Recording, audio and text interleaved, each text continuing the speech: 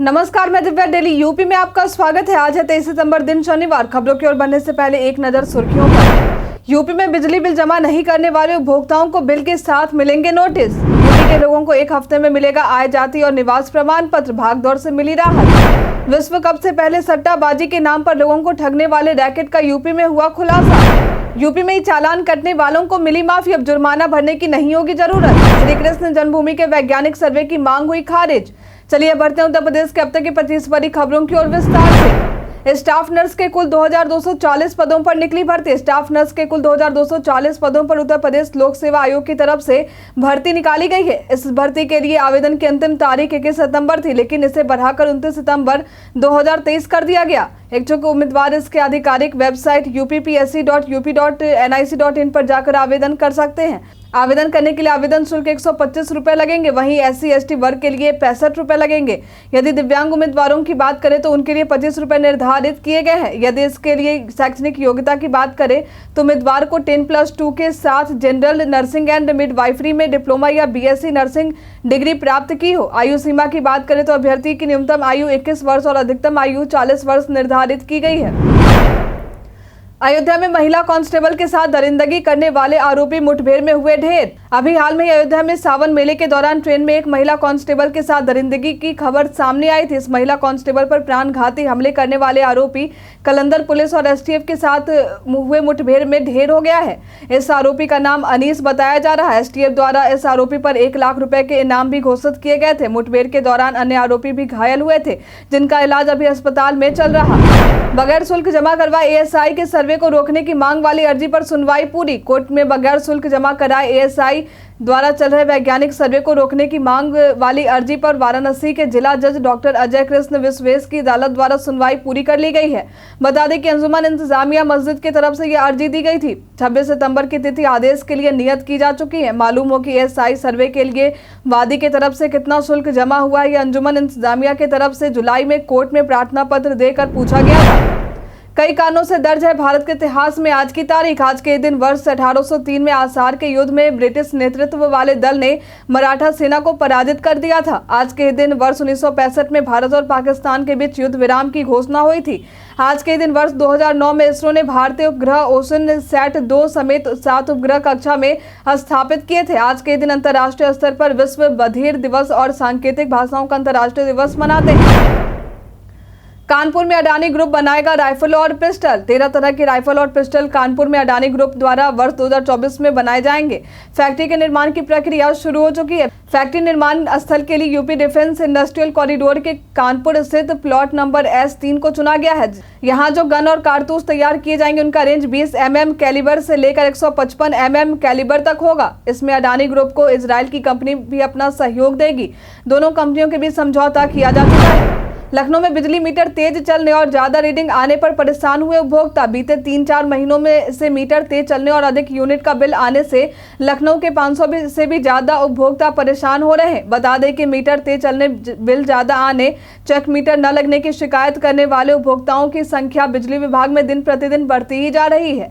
हालांकि इन शिकायत के बावजूद भी किसी प्रकार की कार्रवाई नहीं की गई है, लेकिन विभागीय अधिकारी कह रहे हैं कि मीटर तेज चलने के ज्यादातर मामलों में कारण उपकरणों का पुराना होना और वायरिंग में अर्थिंग ना होना है। मीटर में खराबी नहीं है। वहीं मध्यांचल विद्युत निगम निदेशक के अनुसार जहां कमी है वहां नए चेक मीटर उपलब्ध करवाए जा रहे हैं। अयोध्या समेत अन्य धर्मस्थलों की भी सुरक्षा हुई मजबूत। उत्तर प्रदेश सरकार की तरफ से गठित विशेष सुरक्षा बलों ने सप्तमी के पर्व पर श्री राम जन्मभूमि की सुरक्षा व्यवस्था की कमान संभाल ली है। अयोध्या के साथ साथ अन्य धर्मस्थलों की सुरक्षा व्यवस्था के लिए भी इस बल का गठन किया गया है। श्री राम जन्मभूमि परिसर के पुलिस अधीक्षक पंकज कुमार द्वारा बताया गया कि SSF के जवानों की परिसर सहित येलो जोन के उन सभी पॉइंटों पर ड्यूटी लगाई गई है जहां जहां PSC के जवान पहले से तैनात थे। बरेली विकास प्राधिकरण का बढ़ा दायरा, इतने गांव हुए शामिल। CM योगी द्वारा बरेली विकास प्राधिकरण के दायरे को बड़ा करने की मंजूरी मिल चुकी है। बता दें कि शासन द्वारा सदर तहसील के साथ आंवला फरीदपुर के 35 गांवों को BDA में शामिल करने के लिए अनुमति मिल चुकी है। गजट नोटिफिकेशन को सरकार की मुहर के बाद जारी कर दिया जाएगा। बता दें कि बरेली विकास प्राधिकरण के पहले 264 गांव थे, लेकिन अब दायरा बढ़ने के साथ ही गांव की संख्या 299 पर आ गई है। विधानमंडल के दोनों सदनों के सभी सदस्यों को क्षेत्र में विकास के लिए प्रस्तावित निधि की दूसरी किस्त जारी। यूपी सरकार द्वारा यूपी में विकास कार्य को गति देने के लिए विधानमंडल के दोनों सदनों के सभी 502 सदस्यों को क्षेत्र में विकास के लिए प्रस्तावित निधि जारी की गई है। मालूम हो कि विधायक निधि की राशि 2520 करोड़ रुपए के बजट में व्यवस्था चालू वित्तीय वर्ष की गई थी, जहां 748 करोड़ रुपए की धनराशि पहले किस्त के रूप में दी गई है। वहीं अब दूसरे किस्त में 247.50 करोड़ रुपए के किस्त जारी किए जा चुके हैं। शासनादेश में कहा गया है कि विधानमंडल क्षेत्र के विकास निधि के तहत कराए जाने वाले कार्यों की गुणवत्ता सुनिश्चित किया जाना है। इसका दायित्व संबंधित मुख्य विकास अधिकारी को सौंपा गया है, जहां वे शासनादेश के प्रति संबंधित विधानसभा और विधान परिषद सदस्यों को 1 सप्ताह के भीतर उपलब्ध करवाएंगे। यूपी में बिजली बिल जमा नहीं करने वाले उपभोक्ताओं को बिल के साथ मिलेंगे नोटिस। यूपी में इन दिनों बिजली व्यवस्था में सुधार के लिए लगातार कवायद देखी जा रही। अब इसी कड़ी में मीटर के रीडरों के माध्यम से बकायेदार उपभोक्ताओं को नोटिस भेजे जाने का प्रयोग किए जाने का निर्देश उत्तर प्रदेश पावर कॉर्पोरेशन प्रबंधन द्वारा दिया गया है। प्रावधानों के अनुसार बिल के साथ नोटिस दिए जाने पर उपभोक्ता को पर बकाये बिल का भुगतान करने का दबाव बनेगा। ऐसे में उपभोक्ता बकाये का भुगतान जल्द करने की कोशिश करेंगे। उत्तर प्रदेश पर्यटन में आज हम बात करेंगे हुसैनाबाद इमामबाड़ा के बारे में। यह इमामबाड़ा उत्तर प्रदेश की राजधानी लखनऊ में स्थित है। इसका निर्माण मोहम्मद अली शाह ने वर्ष 1837 में करवाया था। लोग इसे छोटा इमामबाड़ा के नाम से भी जानते हैं। ऐसा कहा जाता है कि मोहम्मद अली शाह के निधन के बाद उन्हें यहीं दफनाया गया था। इस इमामबाड़ा में आपको मोहम्मद शाह की बेटी और उनके पति का मकबरा भी देखने को मिलेगा। मकबरे के ठीक विपरीत दिशा में एक सतखंड नामक अधूरा घंटाघर भी है।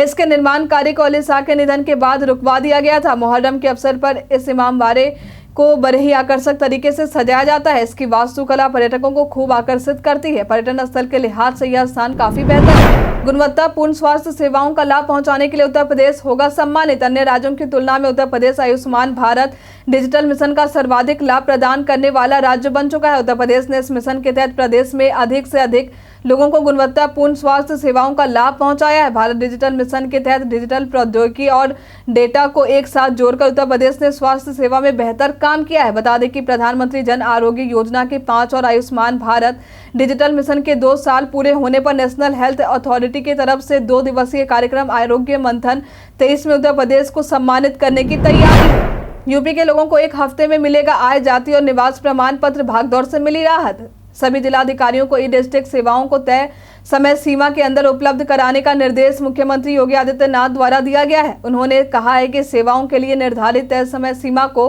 कम करते हुए 1 हफ्ता किया जाए। लंबित मामलों को लेकर जिलाधिकारियों की जवाबदेही तय समय सीमा के बाद तय होगी। ई-डिस्ट्रिक्ट की सेवाओं को तय समय सीमा के अंदर उपलब्ध करवाने से लोगों को जाति, निवास, आय और हैसियत प्रमाण पत्र के लिए लंबा इंतजार नहीं करना पड़ेगा। बता दें कि पहले यह समय सीमा 45 दिन थी, जिसे घटाकर 1 हफ्ता कर दिया गया है। विश्व कप से पहले सट्टाबाजी के नाम पर लोगों को ठगने वाले रैकेट का यूपी में हुआ खुलासा। विश्व कप क्रिकेट से पहले सट्टाबाजी के नाम पर लोगों को ठगने वाले एक बड़े रैकेट का भांडाफोड़ यूपी पुलिस द्वारा किया गया है। इस रैकेट के खुलासे के बाद इनसे जुड़े खातों को पुलिस द्वारा फ्रीज करवाया गया। मिली जानकारी के अनुसार 1600 करोड़ से भी ज्यादा के ट्रांजैक्शन 1 साल में किए गए हैं। साथ ही इनसे जुड़े 27 बेटिंग वेबसाइट और 9 betting app Agra cyber cell की तरफ से ब्लॉक करवाए गए हैं। इसका संचालन लोगों से ठगी के लिए किया जा रहा था। बता दें कि इस तरह के सट्टे में शुरू में ही जीत के रकम दिए जाते हैं, लेकिन जब ग्राहक बड़ी रकम लगाते हैं तो उन्हें रकम नहीं दिए जाते। उत्तर प्रदेश के मौसम का मिजाज, चलिए अब जानते हैं उत्तर प्रदेश के मौसम के मिजाज के बारे में। मौसम विभाग के अनुसार पूरे उत्तर प्रदेश में कुछ स्थानों पर बारिश या गरज के साथ बौछारें पड़ने की संभावना है। वहीं मौसम विभाग की तरफ से चेतावनी देते हुए कहा गया है कि पूरे उत्तर प्रदेश में 1 या 2 स्थानों पर मेघ गर्जन के साथ आकाशीय चमक होने की संभावना है। यूपी में ही चालान कटने वालों को मिली माफी। अब जुर्माना भरने की नहीं होगी जरूरत। कई लोगों को रेड सिग्नल जंप करने, ट्रिपल सवारी बैठाने, बिना हेलमेट के गाड़ी चलाने समेत और भी कई कारणों से ई चालान काटा गया था। लेकिन अब इन लोगों के लिए राहत भरी खबर सामने आई है, क्योंकि अब इन्हें जुर्माना भरने की जरूरत नहीं पड़ेगी। योगी सरकार द्वारा इस संबंध में आदेश जारी किया जा चुका है। वही वाराणसी में मुख्य न्यायिक मजिस्ट्रेट ने आदेश देते हुए कहा है कि वाराणसी में वर्ष 2017 से 2021 तक के ई चालान ट्रैफिक विभाग की तरफ से माफ किए जाएंगे, क्योंकि जमा करने वालों का दर कम रहा और लंबित चालान अधिक है। बता दें कि 3 दिन में ई चालान निस्तारित नहीं होने पर वह कोर्ट में चले जाते हैं। अदालती कार्यवाही समझकर शासनादेश के बावजूद भी विभाग चुप था, लेकिन कोर्ट द्वारा निर्देश देते हुए कहा गया है कि यातायात विभाग को अपने पोर्टल से 2021 के पहले के सभी ई चालान निस्तारित किए जाएं। यूपी के आजमगढ़ में जल्द शुरू होगी विमान सेवा। यूपी के आजमगढ़ में एयरपोर्ट की शुरुआत होने वाली है। बता दें कि यह क्षेत्र पीएम मोदी के संसदीय क्षेत्र वाराणसी और सीएम योगी के क्षेत्र गोरखपुर के बीच में स्थित है, जहां मंदूरी एयरपोर्ट का निर्माण किया जा रहा। उम्मीद है कि जल्दी एयरपोर्ट से विमानों के लिए यहां अनुमति मिल जाएगी। बता दें कि 2 दिन तक रनवे की सुरक्षा व्यवस्था, एटीसी टावर और मेडिकल सुविधाओं की गहन जांच पड़ताल नागरिक उड्डयन महानिदेशक की टेक्निकल टीम द्वारा की गई थी। अब एयरपोर्ट अथॉरिटी ऑफ इंडिया को इस टेक्निकल टीम द्वारा रिपोर्ट सौंपी जाएगी। फिर इस रिपोर्ट से उड़ान शुरू करने का निर्णय लिया जाएगा।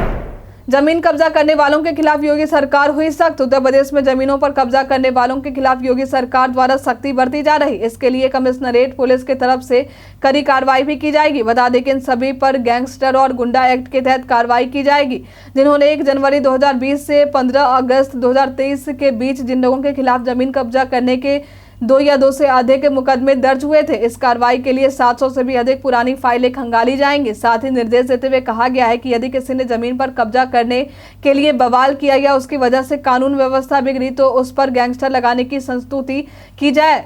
साथ ही सरकारी जमीन पर कब्जा करने वालों को भूमाफिया घोषित कर सख्त कार्रवाई।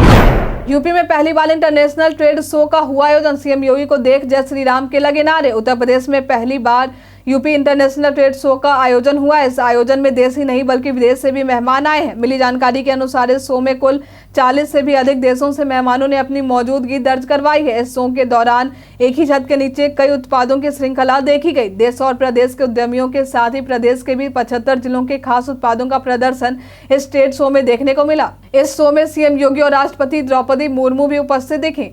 सीएम योगी को देख उत्साहित लोगों ने जय श्री राम के नारे भी लगाए। इंडिया एक्सपो मार्ट में इस दौरान कड़ी सुरक्षा देखी गई। उत्तर प्रदेश पहचान में आज हम बात करेंगे रीचा महेश्वरी के बारे में। ये पेशे से एक फैशन फोटोग्राफर है। इनका जन्म 23 सितंबर वर्ष 1988 में उत्तर प्रदेश के कानपुर में हुआ था। रीचा फिटनेस में भी अपना नाम लिम्का बुक ऑफ रिकॉर्ड में दर्ज करवा चुकी हैं। कम्युनिकेशन डिजाइन में भी ये स्वर्ण पदक हासिल कर चुकी हैं। फोटोग्राफी के क्षेत्र में भी ये कई पुरस्कारों से सम्मानित हो चुकी हैं। बुंदेलखंड के विकास को मिलेगी रफ्तार। बुंदेलखंड औद्योगिक विकास प्राधिकरण के गठन की अधिसूचना को उत्तर प्रदेश मंत्रिमंडल ने नवीन ओखला औद्योगिक विकास प्राधिकरण के तर्ज पर मंजूरी दे दी है। बता दें कि वर्ष 1976 में नोएडा नाम से एक नए शहर के गठन का निर्णय उत्तर प्रदेश में इससे पहले लिया गया था। अब एक और नए नगर की स्थापना का फैसला फिर से पूरे 47 साल बाद आया है। इस बीडा का गठन झांसी जिले के 33 गांवों को शामिल करके किया जाएगा। इस फैसले के बाद बुंदेलखंड के विकास कार्यों को एक नई रफ्तार मिलेगी। काम की बात में आज हम जानेंगे किसी संपत्ति पर होने वाले अवैध कब्जे को कैसे हटाएं। जब किसी व्यक्ति का संपत्ति पर कानून अधिकार ना हो बावजूद उसके वह उस संपत्ति पर अपना कब्जा जमा ले तो इसे अवैध कब्जा कहते हैं। जब भी आपकी कोई खाली जमीन है तो उसके चारों तरफ बाउंड्री वॉल जरूर करवा लें। यदि आप अपने मकान को किराए पर लगा रहे हैं तो किराएदार को अधिक दिनों तक रखने से बचें। यदि किसी ने आपकी संपत्ति पर अवैध कब्जा जमा लिया है तो आप इसे हटाने के लिए कानूनी सहायता लें। इसकी शिकायत आप आसपास के थाने में करवाएं। यदि यहाँ से किसी भी तरह का समाधान नहीं निकल पाता है तो आप इस मामले में अदालत का रुख अपना सकते हैं। अमेठी के संजय गांधी अस्पताल का लाइसेंस निलंबित होने पर वरुण गांधी ने ब्रिजेश पाठक को लिखा पत्र। अभी हाल में ही अमेठी के संजय गांधी अस्पताल का लाइसेंस एक महिला मरीज के मौत के बाद निलंबित कर दिया गया है। अब इस मामले को लेकर उत्तर प्रदेश के डिप्टी सीएम को पीलीभीत से भाजपा सांसद वरुण गांधी ने पत्र लिखा है। वरुण गांधी ने पत्र के जरिए ब्रिजेश पाठक को फैसले पर पुनर्विचार करने का अनुरोध किया है। अनुरोध करते हुए उन्होंने कहा है कि अस्पताल के बंद हो जाने से आसपास के क्षेत्र में स्वास्थ्य सेवाएं प्रभावित होंगी।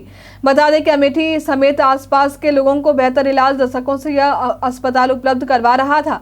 साथ ही अमेठी स्थित संजय गांधी अस्पताल से हर साल पैरामेडिकल के सैकड़ों स्टूडेंट पढ़ाई कर स्वास्थ्य के क्षेत्र में अपना नाम कर रहे थे।